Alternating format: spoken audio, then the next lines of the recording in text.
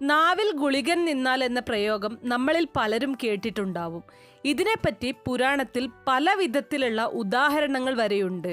മന്ദരയുടെ നാവിൽ ഗുളികൻ കയറിയതുകൊണ്ടാണ് ശ്രീരാമനും സീതാദേവിക്കും വനവാസത്തിന് വരെ പോകേണ്ടി വന്നത് എന്നാണ് പുരാണങ്ങളിൽ പറയുന്നത്. ഇതുകൊണ്ടാണ് രാമരാവണ യുദ്ധം പോലും ഉണ്ടായത് എന്നാണ് പറയപ്പെടുന്നത്. ഓരോരുത്തരുടെയും ജനന സമയവും തീയതിയും എല്ലാം കണക്കാക്കിയാണ് ജാതകം എഴുതുന്നത്.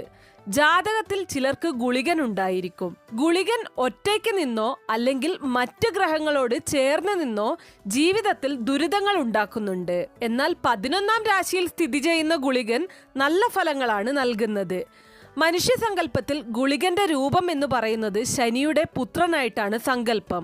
അതിന്റെ ഫലമായി കറുത്ത ശരീരത്തോടു കൂടിയവൻ, അതീവ പാപത്വമുള്ളവൻ, സർപ്പരൂപത്തിലുള്ളവൻ, തീവ്ര സ്വഭാവമുള്ളവൻ എന്നിങ്ങനെയൊക്കെ വിവരിച്ചിട്ടുണ്ട്.